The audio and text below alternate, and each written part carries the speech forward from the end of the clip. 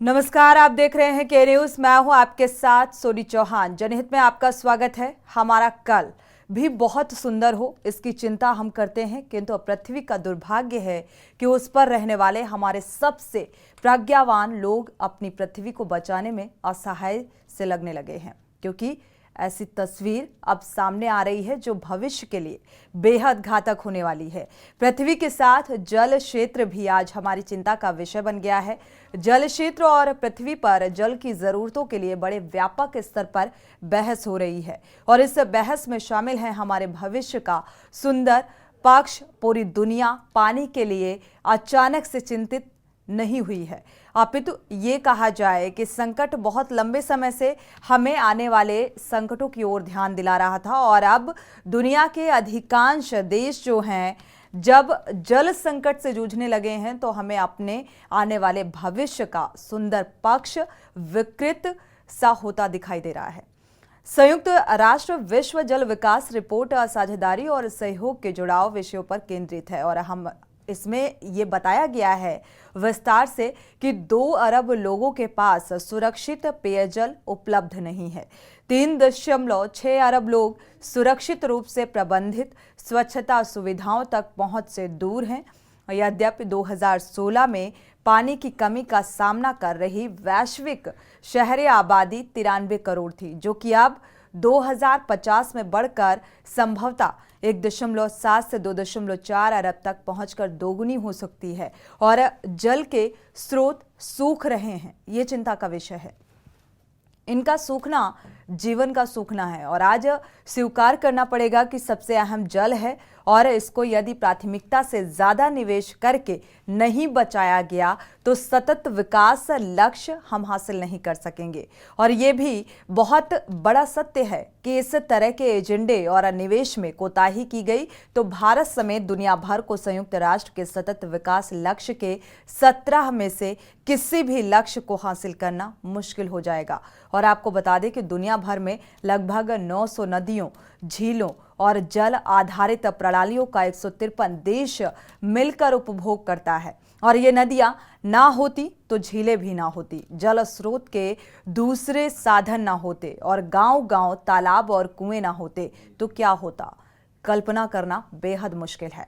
जरा इस पर विचार करें कि सबसे बड़ी बात यह भी है कि आधे से अधिक देशों ने इसके लिए विभिन्न समझौतों पर हस्ताक्षर किए हैं और इन सभी के प्रबंधन में हम कोई कोताही नहीं बरतेंगे, नहीं करेंगे और अपने सीमा क्षेत्र में रह रहे लोगों के जीवन में शुभत्व का बोध कराएंगे। लेकिन गरीबी, भूखमरी, अनेकों बीमारियों और अंतर्कलह में डूबे देश जल पर ध्यान कम दे रहे हैं, बल्कि वो इन समस्याओं से ही लड़ने के लिए परेशान है। भारत की अगर बात की जाए तो जल शक्ति मंत्रालय की रिपोर्ट 2021 और 22 ये कहती है कि प्रति व्यक्ति जल की उपलब्धता देश की जनसंख्या पर निर्भर है और भारत के संदर्भ में देश में प्रति व्यक्ति पानी की उपलब्धता उत्तरोत्तर कम हो रही है। भारत यद्यपि संसार के अनेक देशों की तुलना में ठीक स्थिति में है, फिलहाल दुनिया के अनेकों देश आर्थिक रूप से बहुत ही कमजोर हैं।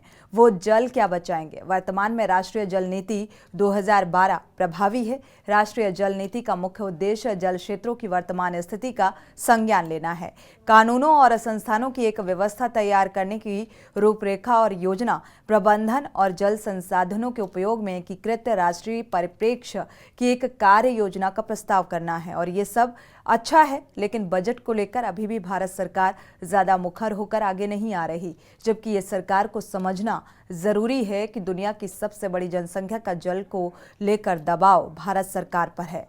विश्व के कुछ देश भी ये उम्मीद करते हैं कि जल संकट आने पर कोविड की भांति भारत हमारी मदद करेगा।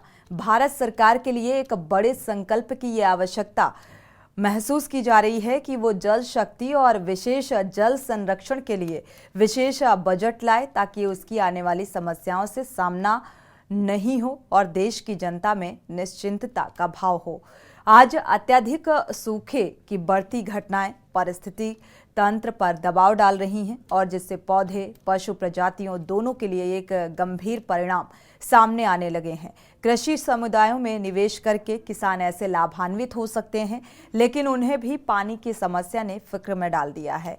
अपने खेतों और खुशहालियों में समन्वय कैसे बिठाया जाए? ग्रीन हाउस के बढ़ते प्रकोप से हम सभी वाकिफ हैं, जो जलवायु संकट को बढ़ाने वाले हैं। पानी का जिक्र करें तो पानी जैसे सवाल को और हमारे लिए बहुत बड़ा बनाने वाला है, क्योंकि ऐसी स्थितियां बनती हुई नजर आ रही हैं। पृथ्वी के देशों और हितधारकों को सही मायने में जागने का समय है और ये समय सही रणनीति के साथ जल निवेश और उसकी सुरक्षा जागरूकता को समर्पित करने का है।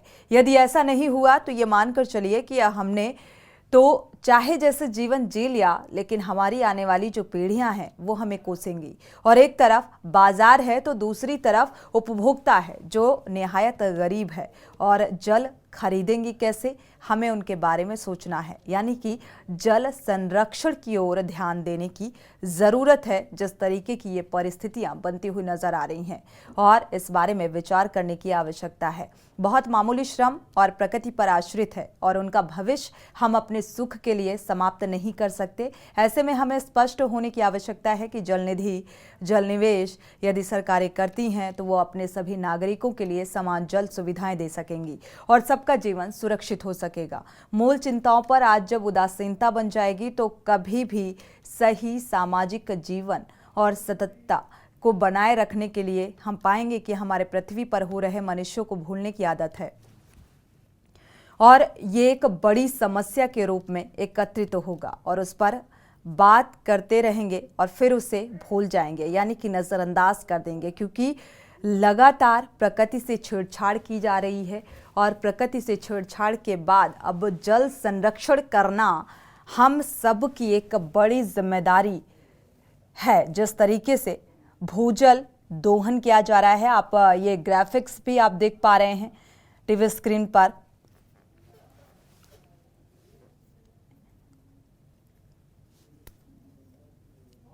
तो झारखंड में सालाना भूजल जो दोहन है वो बढ़ा है और इसको गंभीरता से लेने की जरूरत है।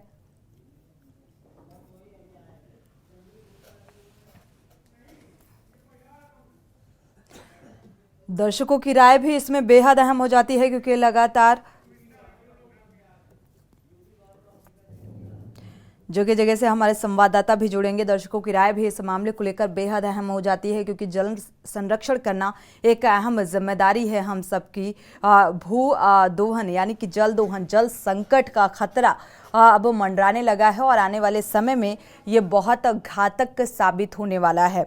हमारे साथ राघवेंद्र बद्री जी पर्यावरणविद हैं, जुड़े हुए हैं। स्वागत है आपका इस सुखविंदर सैनी का। सुखविंदर, अगर देखा जाए भूजल संकट की स्थिति आन पड़ी है, अगर देखा जाए अब ये स्थितियां, कहा जा रहा है जो सर्वे के आधार पर अगर बात की जाए तो कहा जा रहा है 2025 तक जो स्थिति है वो बेहद घातक साबित हो सकती है, यानी कि इसके दुष्परिणाम जो हैं वो दिखाई देने शुरू हो जाएंगे। जी बिल्कुल, अगर हम आपने बहुत बात कही है।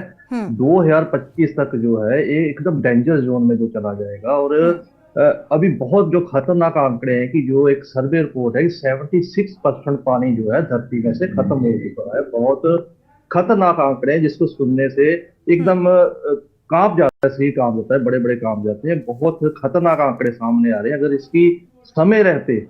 इसकी अभी भी समय रहते, अगर इसका बचाव नहीं किया गया तो बहुत खतरनाक नतीजे जो सामने आ सकते हैं। एक बहुत गहरी समस्या आज के दिन में जो है ये पानी की बन चुकी है। बिल्कुल सुखविंदर, क्योंकि लगातार अब ये क्योंकि सर्वे में जो रिपोर्ट निकलकर सामने आई है ये एक चिंता का विषय भी बन गया है और इसी को लेकर जनहित में इस मुद्दे को उठाया है। हमारे साथ प्रवीण संवाददाता दिल्ली से भी जुड़े हुए हैं।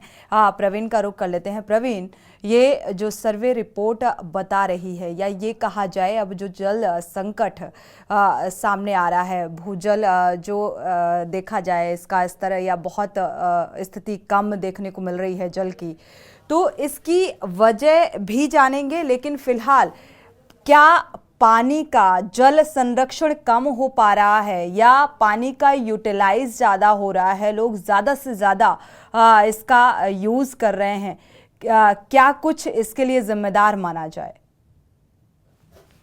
जी मैं बता दूं आपको, जिस तरीके से जल के संरक्षण की अगर बात की जाए या जल को नियंत्रण करने की बात की जाए, तो उसमें देखा जाए तो कहीं ना कहीं जब दिल्ली के अंदर हरियाणा से पानी छोड़ा जाता है, हाथीकुंड जो जगह है वहां से पूरा पानी छोड़ा जाता है दिल्ली के अंदर। और अभी पीछे जब दिल्ली में बरसात का माहौल था, तब हाथीकुंड से जो पानी छोड़ा गया था, दिल्ली पूरी जलमग्न हो गई थी। और 2025 में जो बताया जा रहा है कि आंकड़े बहुत ही ज्यादा गंभीर आ रहे हैं, उसमें मैं बता दूं आपको, अगर हाथीकुंड से दोबारा अगर पानी छोड़ा जाता है तो दिल्ली दोबारा से एक बार फिर जलमग्न हो जाएगी। और अगर इस पे नियंत्रण नहीं पाया गया तो ये लगा लीजिए कि जिस तरीके से दिल्ली का जो उत्तरी पूर्वी इलाका था वो पूरा जलमग्न हो गया था। दिल्ली के कई इलाकों में पानी ये लगा लीजिए कि कमर से ऊपर भरा हुआ था, वाहनों को चलने में दिक्कत हो रही थी। और सभी तरीके की मतलब जो हमारी दिल्ली सरकार है उस पानी को निकालने के लिए कर रही थी, लेकिन उसके बावजूद भी जिस तरीके के आंकड़े अब निकल के सामने आ रहे हैं, 2025 में जब ये जल दिल्ली के अंदर आने की कोशिश करेगा या दिल्ली में जल जब छोड़ा जाएगा हाथीकुंड से, तो उसके बाद में, अभी तो 1/4 दिल्ली डूबी थी, उसके बाद में ये लगा लीजिए कि पूरी आधी से ज्यादा दिल्ली डूब जाएगी। और उसको अगर अभी से नियंत्रण नहीं किया गया वापस तो लौटते दिल्ली हैं, आपको वासियों रुक को करेंगे। इसके ठीक है प्रवीण, हमारे साथ राघवेंद्र जी भी जुड़ चुके हैं, के बयानी जी भूवैज्ञानिक जुड़ चुके हैं। स्वागत है आप दोनों मेहमानों का इस चर्चा में शामिल होने के लिए। शुरुआत आपसे करेंगे राघवेंद्र जी। अगर देखा जाए ये जो भूजल की कमी निकल कर सामने आई है, इसकी क्या वजह मानी जाए? सबसे पहले नमस्कार सोनी जी, और धन्यवाद के न्यूज चैनल को कि जो पर्यावरणीय मुद्दों पे बहस करता है, और सभी जितने भी पैनल में बैठे हैं विशेषज्ञों को नमस्कार। मैं उत्तराखंड से हूं और वाटर कंजर्वेशन के क्षेत्र में उत्तराखंड में काम कर रहे हैं। मैडम, सबसे बड़ी बात यह है कि जो इस पूरी अर्थ की अगर हम बात करें, पूरी धरती की अगर हम बात करें, तो हमारे पास सिर्फ 0.5 यानी कि 0.5% पानी जो कि पीने योग्य है। बाकी पानी हमारा आइस कैप में है और समुद्र में है। तो जो ये 0.5% पानी है जो कि पीने योग्य है, बात हम इसकी करेंगे कि हम इसको कैसे बचाएं।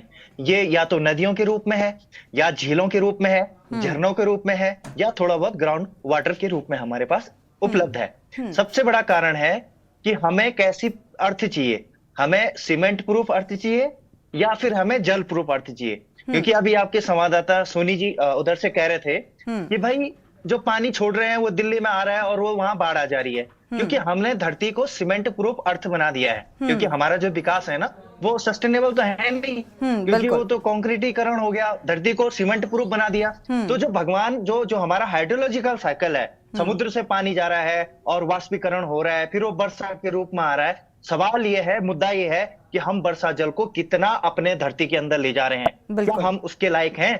और इसके लायक हम बिल्कुल नहीं है। आप शहरों में देखिए, सारा कंक्रीटीकरण हो रखा है, कहीं नहीं छोड़ा। जल देवता को भूमि देवता में जाने के लिए सारे रास्ते बंद कर दिए हैं, और अब कह रहे हैं कि बाढ़ आ गई है, अब कह रहे हैं कि भूजल खत्म हो गया है। तो ये सारी चीजें होंगी, ये सारी चीजें होंगी। और स्थिति तो अभी 2025 कह रहे हैं, स्थितियां 2024 क्या कि स्थितियां खराब आ गई हैं। लगभग जो हिमालय, अब आपकी डिबेट उत्तर भारत पे, नॉर्दर्न रीजन पे है, तो इसमें हिमालय भी आता है, और मैं एक हिमालय रीजन में रहता हूँ। और हिमालय पूरे देश के लिए फ्रेश वाटर टैंक है, जहां से नदियां निकलती हैं और मैदानों की तरफ जाती हैं, और वहां का जो ग्राउंड टेबल है उसको रिचार्ज करती हैं। दूसरा, क्लाइमेट चेंज का बहुत बड़ा फर्क पड़ रहा है, हमारा जो ग्लेशियर है वो मेल्ट हो रहे हैं। तीसरा जो सबसे बड़ा कारण है कि जो हमारा एग्रीकल्चर पैटर्न है, ये बिल्कुल हमारा सस्टेनेबल नहीं है। क्योंकि हम पानी को, जो ग्राउंड वाटर पानी है हमारा, वो 78% के करीब एग्रीकल्चर में यूज हो जा रहा है। और हम जब हम किसी चीज को निकाल रहे हैं तो उसमें डालना भी तो पड़ेगा ना। बैंक से पैसे निकालते हैं तो दोबारा भरते भी तो हैं। यही हमारा जल है। और भारत, पूरे धरती में जो भारत का जल है वो औषधीय जल है। इसलिए जो अमेरिका है और जितने भी बड़े बड़े यूनेस्को जैसे संगठन है, इनकी नजरें हम पे गड़ी हुई हैं कि भारत एक औषधीय जल का भंडारण है। हमारा जो जल है वो औषधीय है। वेदों में भी कहा है कि हमारे ऋग्वेद ने कहा है कि विश्व भेषजनम, यानी कि जो जल है वो औषधीय है, इसमें औषधियां हैं। तो जो दूसरा और तीसरा जो सवाल है कि जो पारंपरिक विधियां हैं, ट्रेडिशनल वाटर कंजर्वेशन मेथड, इस पे काम करने की जरूरत है। आप पहले का इतिहास उठाइए, हिस्ट्री को देखिए, जो अगर पहले बावड़ियां बनाई जाती थी, नौले बनाए जाते थे और बिल्कुल। कुंड बनाए जाते थे, तालाब बनाए जाते थे, लेकिन आज हमारे पास क्या है, जहाँ पे हमारे कुंड खत्म हो गए, हमारे तालाब खत्म हो गए। बिल्कुल, जिस सारी कारण से चीजें हमारे कृत्रिम होती जा रही हैं, आर्टिफिशियल होती जा रही हैं, और विकास भी जरूरी है, और विकास यानी कि प्रकृति के साथ छेड़छाड़ और उसी का खामियाजा और नतीजा है। वापस लौटते हैं राघवेंद्र जी, आपका रुख करेंगे। इस बीच एक दर्शक जुड़े हुए हैं, स्वागत है आपका। सुरेश अवस्थी जी कानपुर से जुड़े हुए हैं, अपनी राय साझा कर सकते हैं। हाँ सोनी जी, मैं ये कहना चाहता हूँ, जल ही जीवन है। जो कहावत लोगों ने कही, बुजुर्गों ने, जल ही जीवन है। जल को ही बचा के रखना चाहिए, जल को बर्बाद नहीं होने देना चाहिए। जैसे रोड पे निकल रहे लोगों ने नल खोल दिया, नल खुला, पानी बह रहा, पता नहीं कितना पानी बह गया, और नल को बंद कर देना चाहिए। पानी की इज्जत करो, पानी की आप इज्जत करोगे तो पानी आपको मौके पे बीमार हो गए, मुसीबत में हो गए, तो पानी ही तुम्हारी जिंदगी बचाता है। अगर पानी की बर्बादी करोगे तो जल ही जीवन है, इस बात को समझना यही अपने आप में मायनों को समझा देता है कि जल जीवन के लिए कितना जरूरी हो जाता है, और इसका संरक्षण भी बहुत जरूरी है करना। शुक्रिया हमारे साथ जुड़ने के लिए। अगले दर्शक चंद्र प्रकाश जुड़े हुए हैं कुरुक्षेत्र से, स्वागत है आपका, अपनी राय साझा कर सकते हैं चंद्र प्रकाश जी। मैं ये कहना चाहता हूँ कि आप देखिए, बसेस के पीछे, ट्रकों के पीछे लिखा हुआ होता है, जल है तो कल है, जल है तो जीवन है। परंतु मैडम, मैं आपको एक बहुत बढ़िया बात बताना चाहता हूँ कि जब सर्दी पड़ती है तो कड़ाकेदार ठंड पड़ती है, और जब गर्मी पड़ती है तो जान निकल जाती है। 0 से नीचे टेम्परेचर चला जाता है। राजस्थान में चूरू एक जगह है, बीकानेर के पास, उस चूरू के जो संसार में आए हमारे पूर्वज थे, उन लोगों ने ऐसा साधन बनाया कि वहां कभी आज तक पानी की कमी हुई नहीं, जबकि वो रेगिस्तान है चारों तरफ। मैं ये कहना चाहता हूँ कि उन्होंने जब मकान बनाया तो उसमें ऐसा सिस्टम बनाया कि 4 अगर कमरे बने तो चारों छतों का पानी एक कुंड में आ जाता है, और उस कुंड का वो साफ पानी पूरे साल इस्तेमाल करते हैं। मैं ये कहना चाहता हूँ कि जब संरक्षण, आपने जल का संरक्षण ही नहीं किया तो जनता तरसेगी, आने वाली पीढ़ी तरसेगी। इसलिए जल का संरक्षण जरूरी है, और लोगों को गूगल के माध्यम से ये देखना चाहिए, सर्च करना चाहिए क्या ये चूरू वाली बात सही है या नहीं। क्योंकि मैं तो और यहाँ पर जो एग्जाम्पल दिया है आपने कि छतों का पानी एक कुंड में संरक्षित किया जाता है, ये बेहद महत्वपूर्ण बात है। शुक्रिया हमारे साथ जुड़ने के लिए। अगले दर्शक सोम जुड़े हुए हैं, स्वागत है आपका सोम जी, अपनी राय साझा कर सकते हैं। जी सोम जी, टीवी का वॉल्यूम कम कर लीजिए, इसके बाद अपनी बात को रखिए। श्योर। नमस्कार जी जी मैम, जो आपका ये सेगमेंट चल रहा है, सबसे पहले तो आपको थैंक यू बोलना चाहूंगा कि आप इस मुहिम के लिए आप समय समय पे ऐसे प्रोग्राम्स करते रहती हैं जी। एंड अब पॉइंट पर आते हैं, जल संरक्षण के लिए देखिए, सबसे बड़ी ये हम लोगों के लिए, सब ऑल ओवर वर्ल्ड, ये सबसे बड़ा हमारे लिए चुनौती है कि हमें जल को कैसे संरक्षित करना है। कोशिश कर रही है सरकारें, लेकिन अभी आप देखेंगे, मैं बांदा जिले यूपी से बात कर रहा हूँ, यहाँ सबसे अच्छा एक प्लान हमारे यहाँ के जो जिलाधिकारी महोदय हैं उन्होंने भी शुरू किया, इसके पहले भी चलता था, वाटर हार्वेस्टिंग का प्लान, जो कि घरों से जो छतों से पानी निकल रहा है उसको हम एक जगह पर स्टॉक कर सकते हैं, जिससे कि हमारा वाटर लेवल भी ऊंचा जाएगा और हमें पानी की किल्लत भी नहीं होगी। इससे हमें कहीं ना कहीं काफी हद तक रिलीफ मिल सकता है। एंड सेकेंड थिंग कि हमें ऐसा भी करना चाहिए कि हमें खुद से, जैसे कि हम लोग वाटर बोरिंग्स हो रही है, बोरिंग के लिए गवर्नमेंट को भी कोई ऐसा एक प्लान बनाना चाहिए या कोई। मेहमान भी जुड़े हुए हैं, गिरीश शुक्ला जी जुड़े हुए हैं, स्वागत है आपका, अपनी राय साझा कर सकते हैं गिरीश जी। मैं ये कहना चाहता हूँ कि देश के कुओं में कूड़ा भर भर के जब बंद कराया नेताओं ने और जनता ने, तो अपने पैर पे कुल्हाड़ी मारी। हमारा कहना है कि देश के हर कोने कोने, गांव गांव तक सरकार योजना बना करके कुएं बनवाए और उनमें स्लेब डलवा दे, उनके चारों तरफ 6 इंच का पाइप लगा के, जाली लगा के पानी बरसात का अंदर जाने का रास्ता बना दे। वो जब बरसात होगी तो कुएं पानी से भर जाएंगे, ये आपके लिए लाभदायक होगा। दूसरी बात है, जो वृक्षारोपण, नकली वृक्षारोपण नेता लोग कराते हैं पैसा खाने के लिए, इससे नहीं काम बनेगा। प्रत्येक गांव, मोहल्ला, शहर सब में वृक्षारोपण कमेटी बनाए, उनका पूरे वर्ष भर वृक्षारोपण करना काम होगा। और वृक्ष रोपित करने के लिए पीपल है, बरगद है, गूलर है, पकड़िया है, आम है, अमरूद है, जामुन है, इस तरह के पेड़ों को आपको लगाना है। ये जंगली पेड़ लगाने से बिल्कुल। जल दोहन होगा। प्राकृतिक चीजों को सहज कर रखेंगे तो तभी इन समस्याओं से निपटा जा सकता है। शुक्रिया हमारे साथ जुड़ने के लिए और ये राय साझा करने के लिए। हमारे साथ खास मेहमान भी जुड़े हुए हैं, पवन तिवारी संवाददाता भी जुड़ चुके हैं लखनऊ से। AK ब्यानी जी का रुख कर लेते हैं, भूवैज्ञानिक हमारे साथ जुड़े हुए हैं। AK ब्यानी जी, भूजल की कमी जो सामने आ रही है ये अब चिंता का विषय है, क्या कुछ कारक इसके लिए जिम्मेदार हैं? भूजल की कमी काफी लंबे समय से देखी जा रही है और इसके लिए कोई एक कारण नहीं बल्कि कई कारण है। देखिए, एक तो देश की आबादी जो है, जब हम आजाद हुए थे तब से अब तक 4 गुना बढ़ गई, तो इसका मतलब ये कि 4 गुना अधिक पब्लिक का कंजम्पशन हो गया वाटर का। दूसरा ये कि हमारे एग्रीकल्चर पैटर्न में चेंज आया है। पहले हम ड्राई क्रॉप्स जिसमें कम पानी लगता था वो उगती है, और आजकल हर जगह गन्ना और धान और इस तरह की जो हाई यील्डिंग या हाई वैल्यू की क्रॉप्स लगती हैं, तो उनके कारण भी हमारा कंजम्पशन बढ़ रहा है। तीसरा कारण जो मुझे लगता है कि जो एक फ्री इलेक्ट्रिसिटी दी जाती है किसानों को, वो भी एक बहुत बड़ा फैक्टर है कि अगर मोटर चल रही तो चलने दो, जिसका निकल रहा है निकलने दो, पानी देखा जाएगा, क्योंकि पैसा तो बिजली का लग नहीं रहा है। इस तरह से अब ये सब सारी चीजें इकट्ठी हो जाती है, तो इससे क्या हो रहा है कि हमारा एग्रीकल्चर भी इनफेक्टिव हो रहा है और वो ज्यादा वाटर कंजम्पशन कर रहा है, जबकि उस प्रोपोर्शन में जितना वाटर कंजम्पशन हम यूज कर रहे हैं उतना पानी मिल नहीं रहा है। और दूसरी चीज है कि एक बात और बता दूं मैं यहाँ कि जो है हमारे देश की साइज है, जितना इसका आकार है, उसके कंपेरिजन में हमारे यहाँ पर बहुत अधिक बारिश होती है।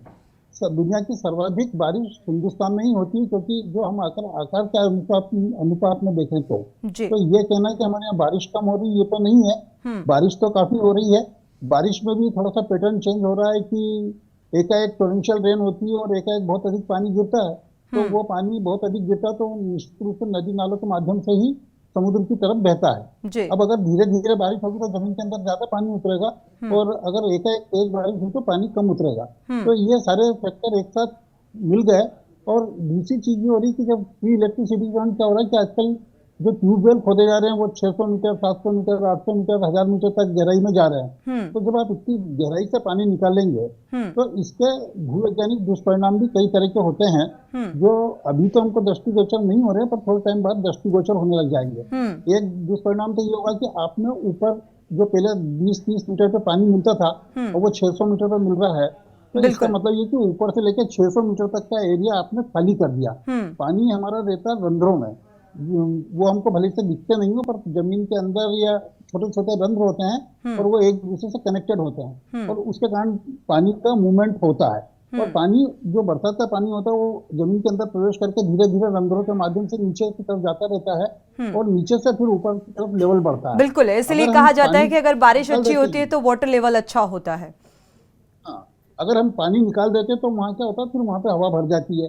अब हवा भर जाने से एक दुष्परिणाम ये होता है कि जब पानी भरा रहता है तो पानी एक तरह का काउंटर फोर्स एग्जर्ट करता है रंध्रों के ऊपर, तो उसके कारण क्या रंध्र एक दूसरे से सटकते नहीं है या सटते नहीं है। जो रंध्र हैं जब वो हवा निकल जाए, हवा रह जाएगी तो वो एक दूसरे को कालिप होने लगेंगे या एक दूसरे को नीचे की तरफ धकेलने लगेंगे। तो ये कई पेट्रोलियम क्षेत्र जहाँ पे काफी अधिक मात्रा में पेट्रोलियम निकाला गया है, वहाँ जमीन कम से कम 1-1.5 मीटर धसी है।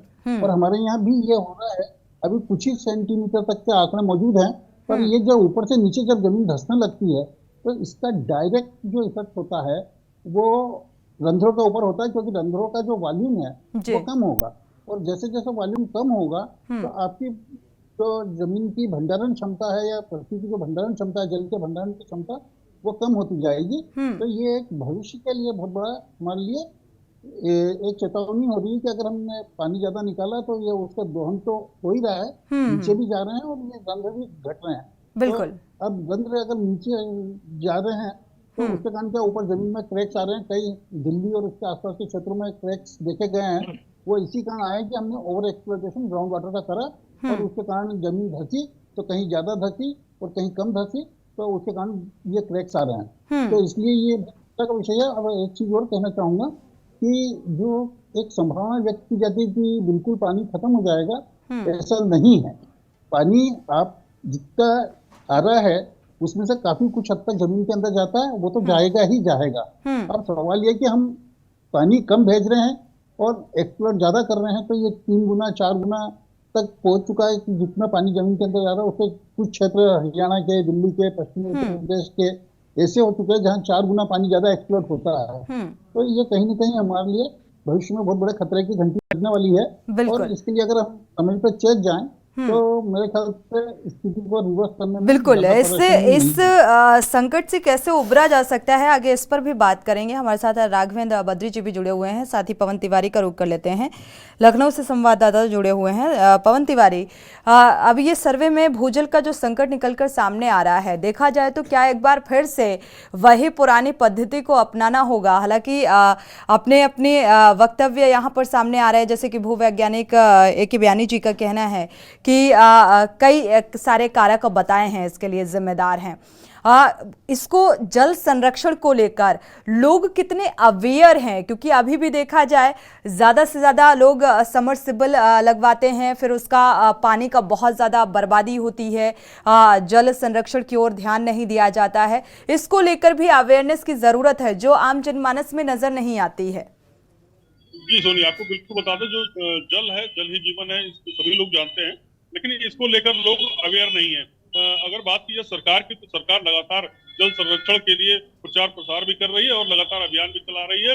और जो भी सरकारी बिल्डिंगें हैं उसमें जल स्टोर के लिए भी व्यवस्थाएं बनाई जा रही है। लेकिन अगर पब्लिक की बात की जाए, आम जनमानस की बात की जाए, तो अभी आम जनमानस इस ओर बिल्कुल भी ध्यान नहीं दे रहा है। इसका दुष्परिणाम हमें आने वाले दिनों में भुगतना पड़ सकता है। तो जिस तरह रिपोर्ट आ रही है 2030 के बाद बड़ी आबादी को जल संकट का सामना करना पड़ेगा, उसको देखते हुए अभी से यदि जो जनमानस है वो गंभीर नहीं हुआ तो आने वाले दिनों में जो जल संकट है वो काफी ज्यादा बढ़ जाएगा, उसका दुष्परिणाम लोगों के सामने आ जाएंगे।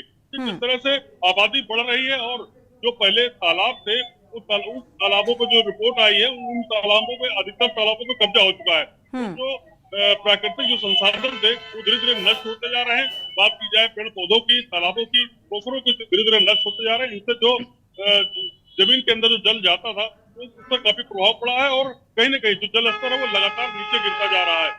शहर की बात कर ली जाए तो जल स्तर में लगातार गिरावट होती जा रही है और जो जनता है अभी इस ओर बिल्कुल ध्यान नहीं दे रही। लगातार समरसेबल के माध्यम से जल निकासी की जाती है, जहाँ एक बाल्टी पानी की जरूरत हो वहाँ 4 बाल्टी पानी जो है यूज किया जाता है। यहाँ तक कि जो अगर गाड़ी की धुलाई भी करनी है तो उसमें भी जो स्वच्छ जल है, पानी पीने वाला है, उसी से उसकी धुलाई की जा रही है। तो कहीं ना कहीं इसको बिल्कुल ध्यान देने की जरूरत है और इससे केवल सरकार ही इसमें कुछ नहीं कर सकती। इसमें आम जनमानस को पूरी तरह से अपना रोल अदा करना पड़ेगा, जिससे जो आने वाले दिनों में जल संकट होने वाला है उससे जो है निपटा जा सके। क्योंकि केवल सरकार की जिम्मेदारी नहीं, ये पूरे जनमानस की जिम्मेदारी है, पूरे भारतवासियों की जिम्मेदारी है कि इस तरह से जल संकट धीरे धीरे बढ़ रहा है, जल संकट की ओर भारत बढ़ रहा है, उससे जो है निजात मिल सके। जी बिल्कुल, शुक्रिया आप सभी का ऐसा जानकारी को साझा करने के लिए। प्रवीण आपका भी, पवन तिवारी आपका भी और सुखविंदर आपका भी बहुत बहुत शुक्रिया। हमारे खास मेहमान जुड़े हुए हैं भूवैज्ञानिक और पर्यावरणविद। हम राघवेंद्र जी का रुख कर लेते हैं एक बार। राघवेंद्र जी, जो कई कारक यहाँ पर A.K. बयानी जी ने जिक्र किया, आपने सुना होगा बखूबी, साथ ही कई दर्शक जुड़े जिन्होंने इस बात का जिक्र किया कि जो वर्षा का पानी है उसको एग्जाम्पल भी दिया कि कहीं कहीं पर ऐसी व्यवस्था है जहां पर वर्षा का पानी अगर छतों का है तो उसे संरक्षित किया जाता है एक कुंड बनाकर। और आपने देखा होगा पहले बहुत सारे नलों का पानी, या नल इतने ज़्यादा होते थे, नलकूप होते थे और कुएं होते थे, या नदी और तालाब का अगर जिक्र करें, आजकल तो तालाब भी लोगों ने वहां पर भी विकास के लिहाज से ही सही लेकिन उनको भी पक्का बना दिया गया है। तो ये क्या सारे फैक्ट यहाँ पर सामने आ रहे हैं और उसी की वजह से ये सारी चीजें सामने आ रही हैं कि भूजल का संकट यहाँ पर नजर आ रहा है, गहराता जा रहा है। बिल्कुल सोनी जी, और अभी हमारे सर ने, बयानी जी ने बहुत अच्छी बात कही कि भाई जितना हम निकाल रहे हैं उतना हम उसमें डाल नहीं रहे हैं। और यही बात हमने अभी आपसे बताई कि हम जो हमारा जल भंडारण है, यानी कि जो एक्वेफर है लैंड के अंदर, उससे हम पानी तो निकाल रहे हैं लेकिन उसके अंदर पानी जाने के जो संसाधन है उनको हमने खत्म कर दिया। यानी कि हमने कंक्रीट प्रूफ अर्थ को बनाने की तरफ हम जा रहे हैं लगातार। दूसरा ये है कि अगर मैं हिमालय के परिप्रेक्ष्य में बात करूं तो यहाँ पे जो हर पूरे भारत की अगर मैं बात करूं तो हर किसी का अपना एक इंडिजिनस वाटर कंजर्वेशन मेथड होता है। अभी उन्होंने कितनी अच्छी बात कही, राजस्थान में वो अपना एक रेन वाटर हार्वेस्टिंग करते हैं, उसके बाद उसको एक अपने कुंड में डालते हैं। तो हमारा जो इंडिजिनस मेथड था वाटर कंजर्वेशन का, ये बहुत ही पावरफुल था, चाहे वो कुंड के रूप में हो, बावड़ी के रूप में हो, नौलों के रूप में हो, या जितने भी हमारे पोखर हैं जो शहर के अंदर बनाए जाते थे। और आज भी अगर आप देखेंगे कि राजस्थान में ऐसे तमाम पोखर हैं, महलों के अंदर हैं, जिनमें कि पानी का संरक्षण किया जाता था। सवाल दूसरा ये भी है कि क्या अगर हम कॉन्शियसनेस पे भी मैं बात करूंगा, क्योंकि हम बड़ी बड़ी बातें करते हैं, अभी जल ही नहीं बल्कि अभी मिट्टी का भी संकट है, क्योंकि मिट्टी भी जल से जुड़ी हुई है। आप जितने गहराई से पानी को निकालोगे उतना आपकी मिट्टी का मॉइस्चर भी खत्म होगा, आपकी मिट्टी की नमी भी खत्म होगी, और आपकी यील्ड जो है, वो आपकी जो जमीन है वो बंजर की तरफ बढ़ती जाएगी। ये भी एक साइंटिफिक कॉज है। आप जितना ज्यादा अपनी लैंड में जितने गहराई से जितना ज्यादा वहां से वाटर निकालोगे। दूसरा ये कि प्लांटेशन यानी कि फॉरेस्ट हमारा जो ग्रीन कवर है वो कितना ज्यादा है। बिल्कुल। जमीन के अंदर पानी को ले जाने का सबसे बड़ा काम करता है वृक्ष, यानी कि फॉरेस्ट, यानी कि जब पर्कुलेशन या अंदर पानी के जो पानी को पर्कुलेट करेगा, जमीन के अंदर ले जाएगा, वो जो मिट्टी की कैपिलरी हैं जो अर्थ नीचे ग्राउंड वाटर तक ले जाएंगी, वो फॉरेस्ट का काम होता है। तो फॉरेस्ट का बहुत बड़ा रोल होता है वाटर कंजर्वेशन में। और हमने पहले कहा कि भाई हमारे पीने योग्य जल की बात कितनी है, 0.5% जो पानी है, वो जो पीने योग्य है, जो हमारा स्वच्छ जल है, उसको हम पी रहे हैं, तो उसको हम सेव कैसे रखें। दूसरा बात यह है कि each drop should be conserve, एक एक बूंद जो है बारिश की वो संरक्षित होनी चाहिए, चाहे वो छतों में टैंक बने या चाहे वो शहरों के आसपास जो है वो तालाब बने। दूसरा ये है कि जो हमारा एग्रीकल्चर पैटर्न है इसे हमें चेंज करना पड़ेगा, इसको हमें कम से कम खपत वाली जो क्रॉप है इस पे आना पड़ेगा। जैसे मिलेट है, हम पहले मिलेट उगाते थे, तो मिलेट क्या होता था कि मिलेट पानी का कंजर्वेशन भी करता था, नाइट्रोजन फिक्सेशन भी करता था, और उसके लिए पानी की आवश्यकता ज्यादा नहीं होती थी, वो कम पानी में हो जाता था, यानी कि वो रेन वाटर से ही अपना सर्वाइव कर लेता था। दूसरा ये कि हम खेतों के किनारे ट्रेंचेस बनाते थे, ताकि जो पानी है वो रन ऑफ ना हो, वो रुक जाए और जमीन के अंदर जाए। हिमालय में, अगर हम हिमालय की बात करें, क्योंकि अपना जो भारत है वो अलग अलग भूभाग में बटा हुआ है, हिमालय है, फिर मैदान है, फिर नीचे समुद्र वाला एरिया है। तो हिमालय से हम पानी का कंजर्वेशन कर रहे हैं, वहां से हम करते हैं कि ट्रेंचेस बनाते हैं ताकि वो वहां पे रुक जाए और अंदर लीज हो जाए। सवाल लीज होने का है कि पानी जमीन के अंदर लीज कैसे हो। जब पानी रन ऑफ हो जाएगा तो नालों के जरिए और स्ट्रीम के जरिए, रिवर्स के जरिए नीचे ही जाएगा। वो क्या होगा, एक चैनल के द्वारा ही नीचे बहेगा। जगह जगह अगर हम पानी को रोकेंगे नहीं तो मुझे तो ये लगता है कि हर किसी को कॉन्शियसनेस लानी जरूरी है कि पानी हमारा है, और हम अगर पानी को बचाएंगे तो हमारा भविष्य है। क्योंकि ऐसा नहीं है कि पानी खोल दिया निकल गए। और हमने तो ये भी सुना है कि दिल्ली और बॉम्बे में अगर बच्चों को पूछे पानी कहाँ से आता है, तो वो उनके पिताजी पूछते हैं तो वो कहते हैं कि बिस्लरी से आता है। और जब उनकी नेक्स्ट जनरेशन होगी तो पर पता ही नहीं वो क्या बोलेगी, उसको तो कुछ पता ही नहीं है। तो इस तरीके की जो अवेयरनेस है ना, ये डालनी जरूरी होगी है। अभी ये पूरे देश में एक एक बच्चे को एक एक पानी के एक एक बूंद का महत्व बताना पड़ेगा, और जो हमारा ट्रेडिशनल वाटर कंजर्वेशन मेथड है उसकी तरफ हमें ध्यान देना पड़ेगा। बहुत अच्छी बातें निकल के आई अभी दर्शकों द्वारा, मुझे बहुत खुशी हुई कि उन्होंने बावड़ियों की बात की, तालाबों की बात की, क्योंकि तालाब तो खत्म होते जा रहे हैं, हमारे कुंड खत्म होते जा रहे हैं। तो इस दिशा में अगर हम कार्य करें तो ये बहुत ही ज्यादा कारगर साबित हो सकता है। बिल्कुल, विकास भी जरूरी है, लेकिन विकास के साथ साथ प्राकृतिक चीजों को सहेजना भी जरूरी है, ताकि उससे आम जनमानस का भविष्य जो है वो सुरक्षित और संरक्षित रहे। सुखविंदर जी हमारे साथ लगातार अभी जुड़े हुए हैं। सुखविंदर जी, एक बार आपका रुख कर लेते हैं। अगर हरियाणा के लोगों का जिक्र करें तो यहाँ पर लोग जल संरक्षण को लेकर कितना अवेयर हैं? अगर हरियाणा की बात करें, यहाँ तो जो सरकार की तरफ से काफी यहाँ पे फैसिलिटी दी जा रही है, काफी स्कीमें लाई जा रही हैं। जैसे कि अभी हमारे यहाँ अजय जी ने बताया कि 85% पानी जो है खेती के लिए यूज हो रहा है, सिर्फ 5% पानी है जो हम घरों के लिए यूज कर रहे हैं। अगर 85% पानी हमको बचाना है तो सरकारों को भी आगे आना पड़ेगा और यहाँ की जनता को भी आगे आना पड़ेगा। कई जिले हैं जिसमें पानी की बहुत बड़ी समस्या आ चुकी है, पानी एकदम खत्म होने के किनारे पे है, और सरकारें काफी कोशिश कर रही हैं, यहाँ पे काफी अच्छे उपराले कर रही हैं। लेकिन अगर जनता अवेयर नहीं होगी तो इसको आगे जमीन ग्राउंड लेवल तक ले आना बहुत मुश्किल है, इसलिए जनता को अवेयर होना बहुत जरूरी है। बिल्कुल, शुक्रिया सुखविंदर जी हमारे साथ जुड़ने के लिए और ये जानकारी साझा करने के लिए। ए.के. बयानी जी का रुख कर लेते हैं। ए.के. बयानी जी, अगर देखा जाए कैसे हम इन कमी को दूर कर सकते हैं, सरकार के साथ साथ जनता की भी अवेयरनेस, भागीदारी उतनी ही जरूरी हो जाती है। हाँ, बिल्कुल जरूरी है जनता की भागीदारी। पर एक चीज मान के चलिए कि जो हमारा एग्रीकल्चर सिस्टम है वो हाईली इनएफिशिएंट है। जैसे मैंने पहले भी बोला कि हमारा बहुत अधिक पानी, चाहे सरफेस वाटर हो या ग्राउंड वाटर हो, सबसे ज्यादा एग्रीकल्चर में कंज्यूम होता है और उस प्रोपोर्शन में हमको यील्ड नहीं मिलती है। तो अब आपको ये टाइम आ रहा है कि एग्रीकल्चर में भी राशनिंग करना पड़ेगी कि कोई किसान के साथ मतलब एक एरिया वाइज समझौते होंगे कि भाई इस साल आप ये फसल उगाएंगे, इस साल ये फसल उगाएंगे। आप हर वक्त धान और शुगर केन या जो हाई वाटर कंज्यूमिंग वाली फसलें वो नहीं उगा पाएंगे। ऐसा करेंगे तो हम शायद पानी के जो वेस्टफुल कंजम्पशन है उसको रोक लगा सकते हैं। और दूसरा ये है कि अगर हम ग्राउंड वाटर के लेवल को नीचे ले जाने देंगे तो वो हम अपने पैरों पे ही कुल्हाड़ी मार रहे हैं। उसके लिए हमें बिजली की जो पैसा है किसानों से लेना पड़ेगा। और जब एक बार वो पैसा देने लगेंगे तो हमें अपना आप कॉन्शियसनेस आ जाएगी कि भाई हम फालतू पानी का वेस्टेज नहीं करें। अभी तो क्या होता है कि जैसे बिजली आई उन्होंने पंप खोल दिए, पानी आ रहा है, बह रहा है, कोई बात नहीं, 2-4 साल बाद फिर हम डीप ड्रिलिंग करा लेंगे और ज्यादा बोरिंग हो जाएगी, हम और पानी निकालते रहेंगे।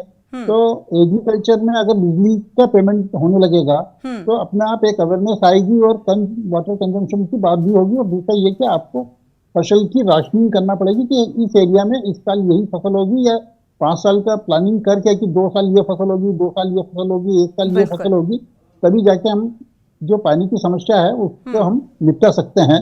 और एक चीज और, जो बार बार ये कहा जाता है कि हम वृक्ष लगाएं और वृक्ष लगाने से वाटर का कंजम्पशन होता है, तो ये काफी हद तक तो सही है पर हम पूर्ण रूप से सत्य नहीं है, क्योंकि वृक्ष को भी हरे भरे रहने में या उसको सर्वाइव करने के लिए पानी की कंजम्पशन लगता है। तो जरूरत से ज्यादा प्लांटेशन भी हम ये मान के चले कि वो हमारी सारी समस्या का हल कर देगा, ऐसा नहीं है। वो अल्टीमेटली जो पानी है वो जमीन से ही खींचेगा और एक लेवल तक ही वो खींच पाता है, उसके बाद वो नहीं खींच पाएगा। अगर 200 मीटर गहरा पानी चलेगा तो वो नहीं खींच पाएगा, तो आपके वृक्ष सर्वाइव नहीं करेंगे उस केस में।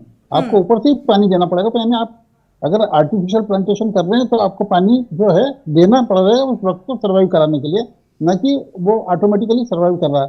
तो इस तरह से कई मतलब हैं जिनको हम फॉलो करेंगे तो निश्चित रूप से बिल्कुल। अभी ए.के. बयानी जी, अभी एक दर्शक जुड़े थे बांदा से, सोम जी, उन्होंने इस बात का जिक्र किया था कि वहाँ पे जो जिला अधिकारी हैं वो इस ओर काफ़ी पहल करते हुए नजर आ रहे हैं। वाटर हार्वेस्टिंग का भी जिक्र किया था उन्होंने, तो क्या ये काफ़ी कारगर साबित होने वाली है? एक दर्शक इसी बीच जुड़ चुके हैं, इस बात का जवाब लेंगे आपसे। स्वागत है आपका मनोज जी, अपनी राय साझा कर सकते हैं। चलिए, संपर्क टूट गया है जी। ए.के. बयानी जी, आपका रुख करेंगे। हाँ, वाटर कंजर्वेशन की जो मेथड्स हैं वो डेफिनेटली इफेक्टिव है मैडम, इसमें कोई दो राय नहीं है। पर सवाल ये कि किस लेवल तक इफेक्टिव है, और हमारा जो वेस्टफुल एक्सपेंडिचर है पानी का वो उससे कहीं ज्यादा है, सीरियस मामला है। तो वेस्टफुल एक्सपेंडिचर नहीं रोकेंगे तब तक हम इसमें बहुत ज्यादा सफलता नहीं पा सकते, क्योंकि वाटर कंजर्वेशन तो क्या है कि साल में कुल 40-50 दिन बरसात होती है हमारे देश में, और उसमें आप जितना वाटर कंजर्वेशन कर लेंगे, बाकी तो 300 दिन से ऊपर आपको वाटर कंज्यूम करना ही है। तो वो कुछ हद तक तो हमारी समस्या का हल कर सकता है, पर स्थायी समस्या का हल तो वही होगा कि आप एक थारो प्लानिंग करके चलें। जितना हमारा पानी का बजट है वो सबको मालूम है, जो भी ग्राउंड वाटर से जुड़े हुए हैं या वाटर के क्षेत्र से जुड़े हैं, हमें करीब 4000 क्यूबिक किलोमीटर पानी प्रतिवर्ष रेनफॉल के रूप में मिलता है या नदियों के थ्रू मिलता है, और उसमें से करीब 3000 किलोमीटर तो नहीं, करीब 2200 किलोमीटर तो वापस समुद्र में भेज जाता है। तो आपको जो बचा हुआ पानी 1800 क्यूबिक किलोमीटर का, उसी को लेकर प्लानिंग करना पड़ेगी, तभी जाके आप सक्सेसफुल हो पाएंगे। बिल्कुल, अगर इस समस्या पे ध्यान नहीं दिया गया तो मुझे लगता है आने वाले समय में जो खाद्य पदार्थ की चीजें हैं उनमें भी इसका असर देखने को मिलेगा। हाँ, बिल्कुल मिलेगा, क्योंकि जो चीजें हैं, आबादी बढ़ रही है और फिर साथ साथ आबादी ही नहीं बढ़ रही बल्कि उसकी लॉन्जिविटी भी बढ़ रही है। तो 4 गुना आबादी, जैसे मैंने बोला, बढ़ी है, और आबादी की एज कम से कम 3 टाइम्स बढ़ गई है। जब हम आजाद हुए थे तो करीब 27-28 एवरेज एज थी, आज बढ़ के 75 के आसपास होने जा रही है। तो आप उसको अगर मल्टीप्लाई करें तो देखा जाए तो 1947 के मुकाबले हमारी आबादी 10 गुना बढ़ चुकी है। एक तो आबादी बढ़ी 4 गुना, और फिर जो लॉन्जिविटी बढ़ी है, तो वाटर कंजम्पशन तो बढ़ ही रहा है, और वाटर कंजम्पशन बढ़ रहा है तो आपकी रिक्वायरमेंट भी बढ़ रही है।